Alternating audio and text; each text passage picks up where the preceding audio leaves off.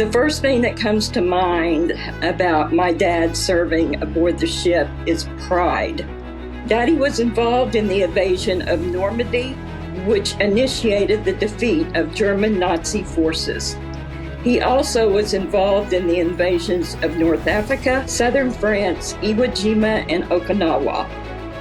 Being stationed on the bridge as a bugler gave him the opportunity to be around great leaders and observe their handling of all different types of personalities. I'll never forget his story about the Battle of Cherbourg. He was on the bridge and the shell hit below and blew up under the bridge, causing one fatality. He was knocked unconscious for a brief time, and when he came to, he immediately began applying tourniquets to others. Recently, we saw a picture that was taken that day. You could see the fright in his eyes. From the time I can remember, Daddy would start telling stories about the different parts of the ship that we were touring, and often a crowd would form and they would listen to his stories.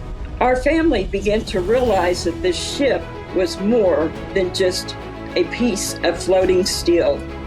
It became our dad's home for almost 4 years.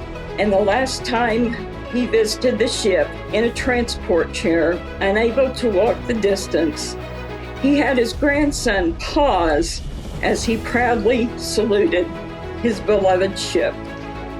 As I left the ship that day, I cried as I walked down the ramp. I knew that would be the last time my dad, along with most of the veterans in attendance, would see the ship again. After his death, we returned for a memorial service. And you might think our story would end there. It hasn't. That pride has been instilled in our future generations, and his grandchildren and great-grandchildren are excited to carry on the torch of service. When I've been aboard the ship, I've thought to myself, if only these walls could talk.